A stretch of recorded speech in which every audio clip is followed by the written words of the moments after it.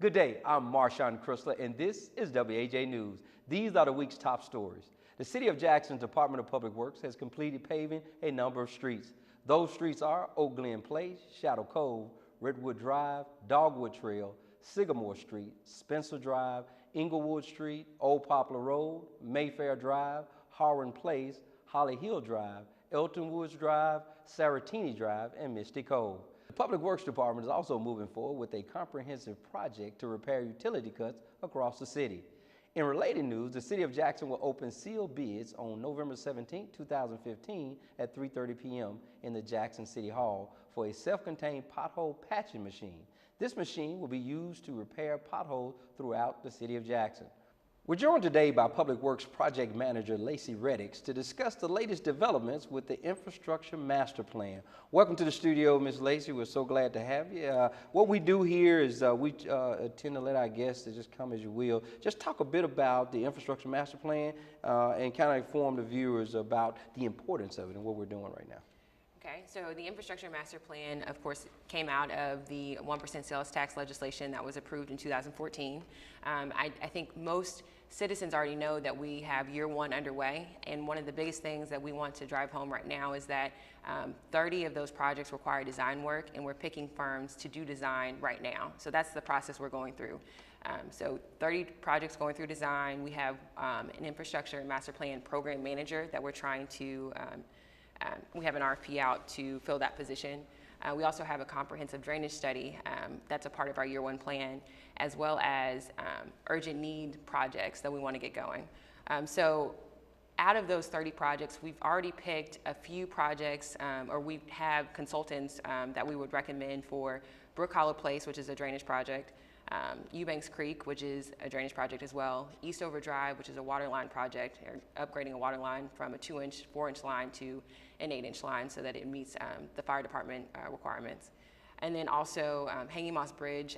I know a lot of people already are aware that Hanging Moss Bridge recently closed. So we've picked a design firm to go ahead and start the design of Hanging Moss Bridge so that we can get that open as soon as possible. May Street Bridge was not part of those 30 initial projects, but it was an urgent need project that needs to be done because it's in critical condition as well. So we will be looking to bring those design firms before council so that we can go ahead and start with design of those projects. Also with the program manager, we are going through the process of going through presentations. So we're hoping to be able to bring before council our pick for the program manager position by mid-November. And so that's what we're shooting for, so that we can have some help with trying to see projects moving faster and more public outreach, also identifying external funding opportunities for us to leverage the $13 million a year that we plan to receive from the 1% sales tax fund. We've also put out an RFP for State Street. This is a project that we put out for Tiger Grant funding, or we were trying to receive Tiger Grant funding from the U.S. Department of Transportation. And we received 8 proposals for that particular project. So hopefully we will be picking a design firm for State Street in the coming weeks. We plan to put out work for a comprehensive drainage study. We're also in the works of trying to put together a term bid for paving and asphalt construction around the city, and that'll help with our in-house crews. We already have in-house maintenance crews that are responsible for repaving streets, but they're a small group and they can only do so much, and so obviously that's a huge concern for the citizens of Jackson. So I think by getting that term bid out, hopefully that will ease their concerns, or just ease their concerns as it relates to what we're doing around the city. We also, and this is probably the last thing that we'll note, is that we have, for the other projects that we have not picked a design firm for, we plan to pick those within the next couple weeks. So hopefully we can get these projects out the door. And once year one projects have already been under contract, we can start focusing on our year 2 through 5 projects. We've already done the groundwork for making sure that we identify what those projects could be, but those projects will have to be reviewed by our commission board for ultimate approval before we can move forward with that as well.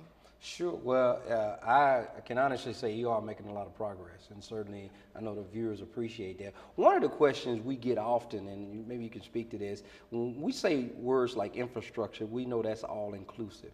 But in the average citizen's mind, that actually to means roads, streets. Could you just kind of, explain that so people know what infrastructure means and what this plan actually? You've mentioned some of it, but I just want them to be clear on that. So it's not just the roads; it's what's under the roads as well. So our water sewer lines, which a lot of people don't put that much emphasis on, but I mean, we need to identify what the breaks are, what the leaks are around the city, because that's what's causing some of these. The potholes that people see are really utility cuts because of the fact that these water lines are leaking and ultimately breaking and failing underneath our streets. So water and sewer lines is one, but also our drainage ways is another, making sure that we're eliminating flooding around the city and also eliminating standing water. And I think outside of that, our bridges, bridges goes along with roads, but bridgeways are a huge factor when it comes to our infrastructure, because if a bridge fails, there goes the road. So I think that when we talk about it as it relates to the infrastructure master plan, we're talking about drainage ways, bridges, roads, and our water and sewer lines. Right.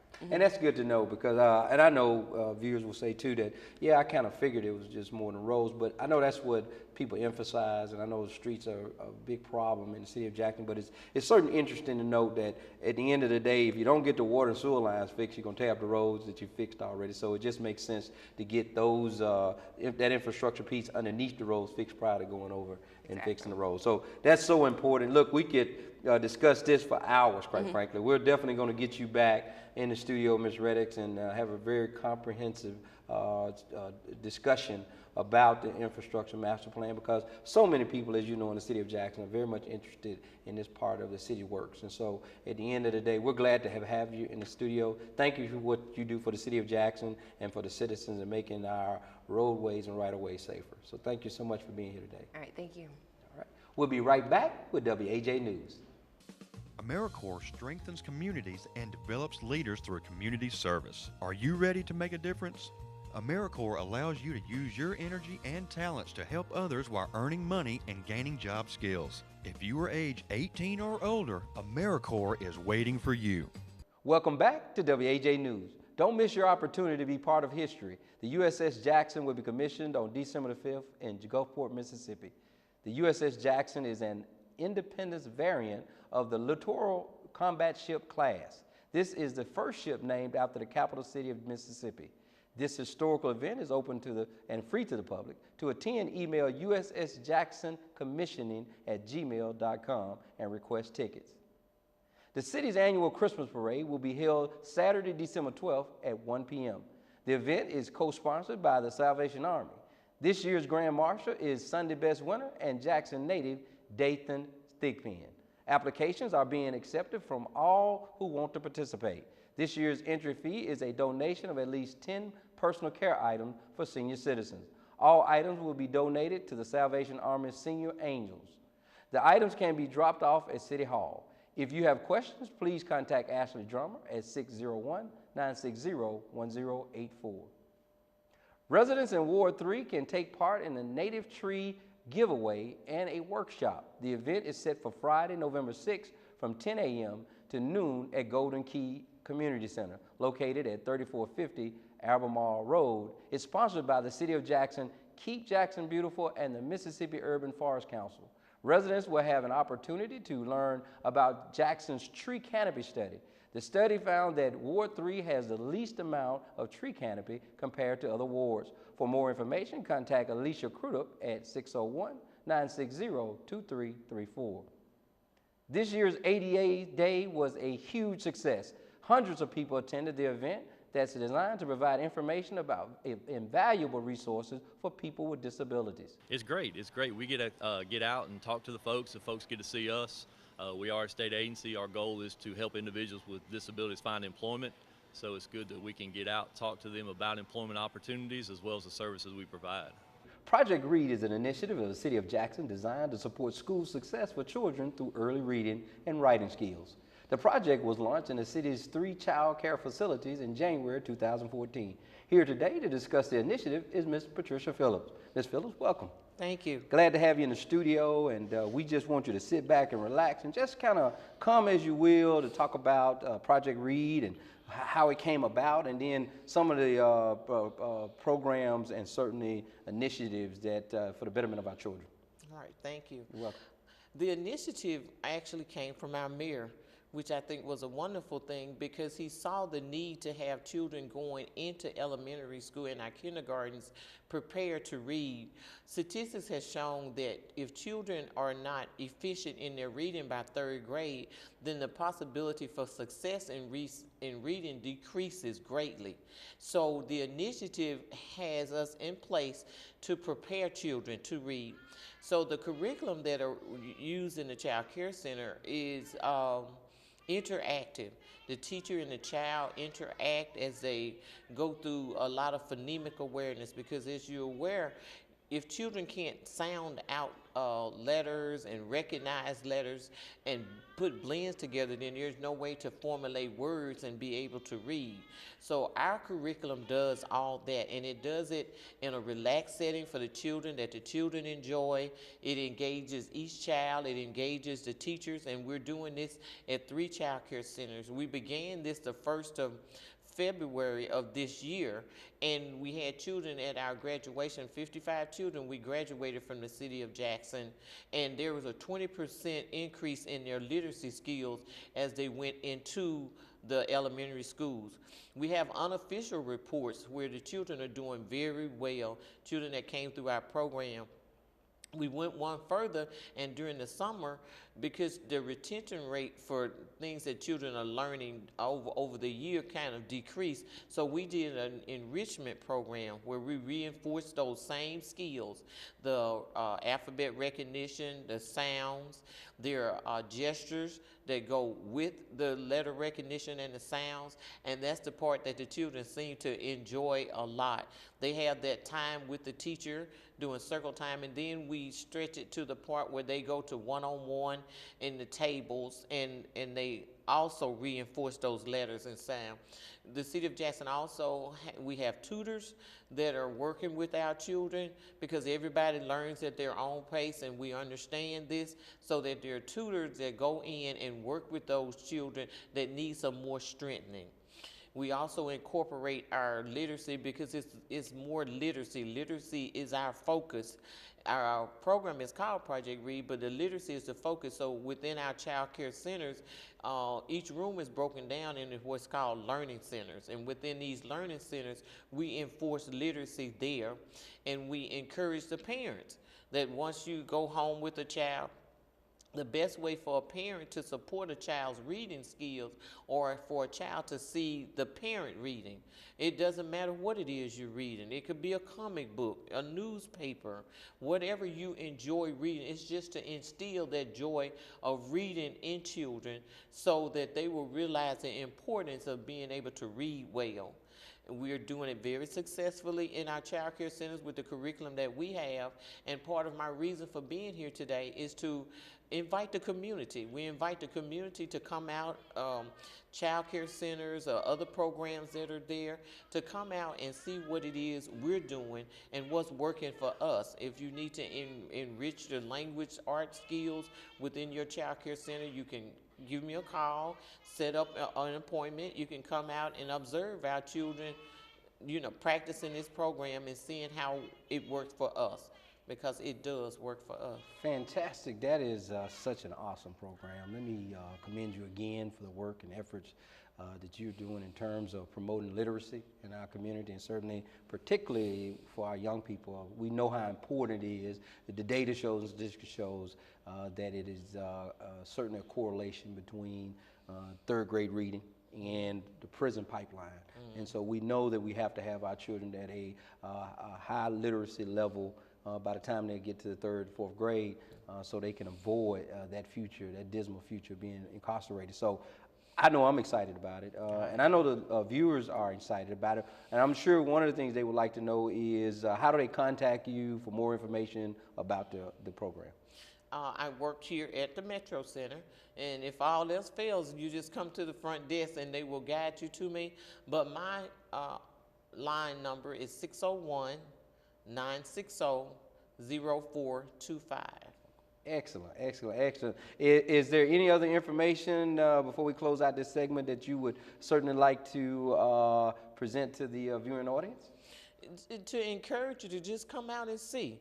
You don't understand what's going on or really know the details of it until you come out and see. And we're open. We're open to having anyone come out and see our program. We're open to answering questions about our program because we're one whole community. So we don't want to keep this great news just for us at our 3 child care centers.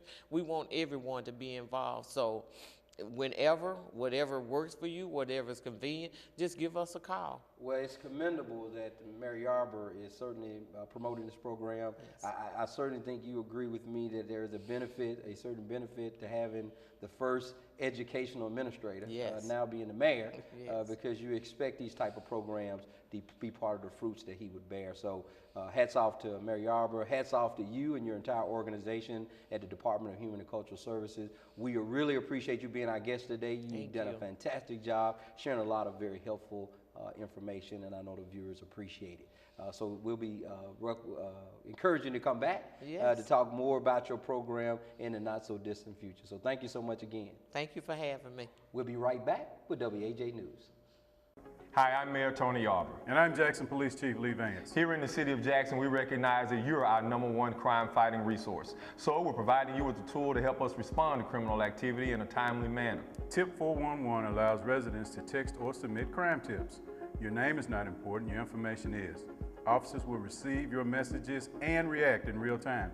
My #1 priority is your safety. This tool helps us work together to make Jackson a safer place. Welcome back to WAJ News. Mayor Tony T. Yarber recently welcomed a new business to Jackson. Transic is a leading interactive applications development company. The company creates and publishes games and applications globally for computers, tablets, and smartphones. The city also continues to recognize established businesses that contribute to our community. Malacca Music Group was recently honored as the Business of the Quarter by the city. Located at 3023 West Northside Drive, the company is widely acknowledged as the dominant Southern R&B label in the country. The business was founded in 1962 by Tommy Couch, Mitchell Muloff, and Gerald Wolfe Stevens. In the U.S., someone dies in a house fire every 3 hours. The Jackson Fire Department urges residents to take precautions to prevent fires and fire-related deaths. The following are tips to help keep you safe. Develop a fire safety plan with your family and practice it at least twice a year. Have a working smoke detector. Know how to use a fire extinguisher. Never leave your cooking unattended. Never use your oven as a heat source. When using a space heater, never place it near anything that is flammable. Never leave a space heater on without supervision. Never place electrical cords under rugs or carpets. We'll be right back with WAJ News. Good day, Jackson. I'm Marshawn Crystal, inviting you to join me here at PEG Network, Comcast Channel 18, on Mondays, 5:30 p.m. and 9:30 p.m. for We Are Jackson WAJ News. To learn more about your capital city, tune in. Welcome back to WAJ News. The city of Jackson, under the leadership of Mayor Tony Yarber, recognizes the numerous contributions made by the local arts community. Currently, the city supports various museums, galleries, entertainment, and public venues that cater to local artists. We're now joined in the studio by Mrs. Janet Scott, Executive Director of the Greater Arts Council, and Mr. Primus Wheeler, Executive Director of the Jackson Medical Mall, who are here to discuss various topics and activities happening in the Jackson metropolitan area, and a significant endowment recently presented to the Medical Mall. Welcome, Ms. Scott and Ms. Wheeler. Thank you. Glad to have you. Good to see y'all today. Thank you so much for being in the studio, and we're so excited about having you all. And we're just going to do what we always do here, kind of let you come as you will and talk about how important the arts community is to the city of Jackson, metropolitan area. We'll start with you, Ms. Scott, and let you just talk about the Arts Council. Well, the Greater Jackson Arts Council next year will be 35 years old. Wonderful. So we have been serving the people of Jackson for a long time.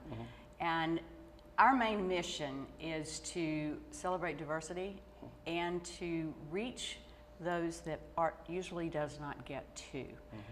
It's also to infuse the arts into the community so that as you are planning any type of event, economic development, rehabilitation, anything that you utilize the creative minds of the artists that live here.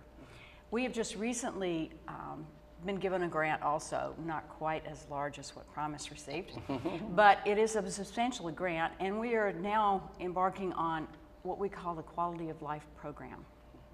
And that will help us expand a few of the programs that we already have been doing, which are High Note Jam concerts, which are free, family-friendly concerts in the art garden, and public art. We're going to return to doing some public art in the city. We have a crowdfunding social media that will be coming up next year that will help organizations, schools, raise money on their own through the social media. We also will be working with individuals in our grants program that we have had for all of these years, so people can come to us and apply for grants to do their art projects. Like we just have one coming up next week that is working to keep teenagers and children off the streets and safe on Halloween night. There's a lot of things that the arts can do to help a city. Not only is it aesthetic, but artists bring in expendable income, and what they bring in is also tourism. So when you add arts and culture and tourism, then you start bringing in people from the outside into your city with their expendable income in a way that you can help your city grow. One of the things that we're always talking with the city, who has been one of our leading partners for a long, long time, is let us at the table. You know, as you're talking about these things, put the artist at the table, and they've been very good about doing that. And so we're excited about the future of what's happening with the Art Center of Mississippi, the Art Garden, the Museum of Art, Flaumara, Planetarium, all of those that are located in downtown, including Smith Robertson. Everything that's located is growing, and as we band together with a new website that we're creating, so that someone that wants to come to Jackson, or even the people that are in Jackson, want to know what's going on, they'll have one place to go, and then they can link on to all the other arts organizations. Well, it's refreshing to know that the Arts Council is certainly geared toward marketing and promoting the arts in the Jackson area and certainly the surrounding areas, and certainly to hear about all the exciting things that are going on in the arts community certainly is of benefit to every Jacksonian and every Mississippian, quite frankly. And I do want to pivot over to Mr. Wheeler. Ms. Scott mentioned about a wonderful endowment that you recently see. You want to talk just a bit about that? Be happy to, and thank you for having us here this afternoon. And we're always looking for an opportunity to talk about what's going on around the Jackson Medical Mall.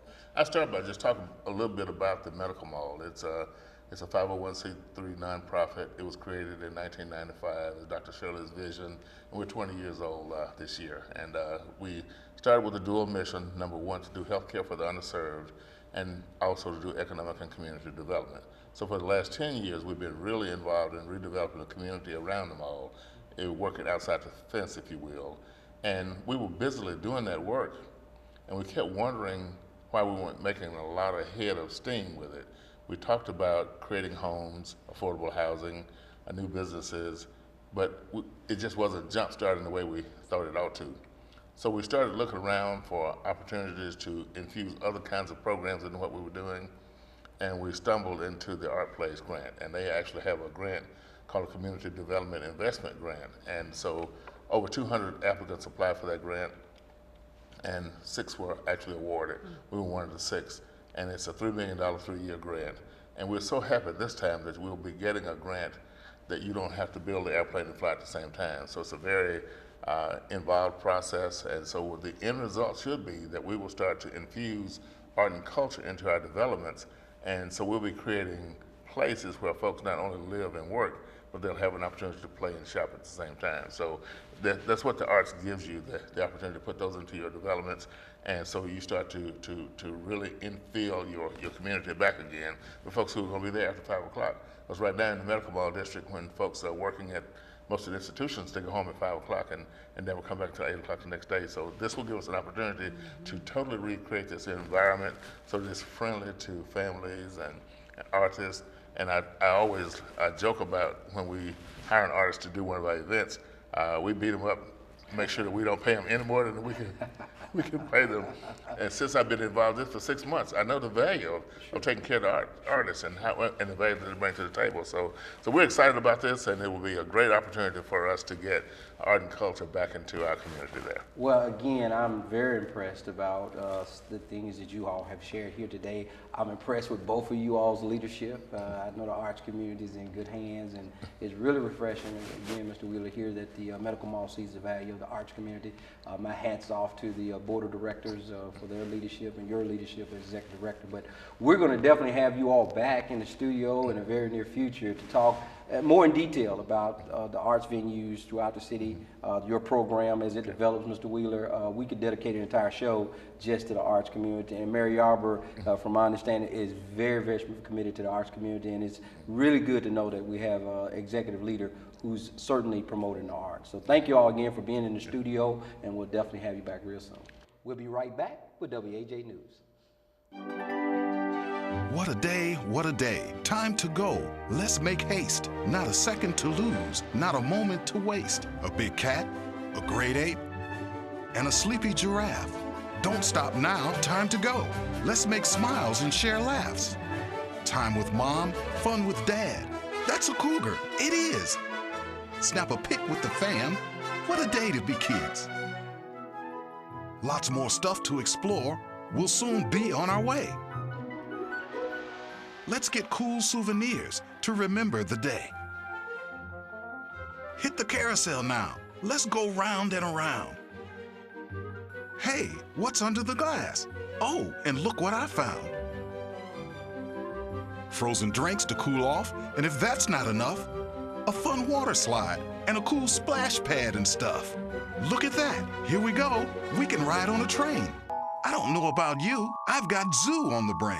What a day, what a day. Lots to see, lots to do. Just one question to ask. How do you zoo?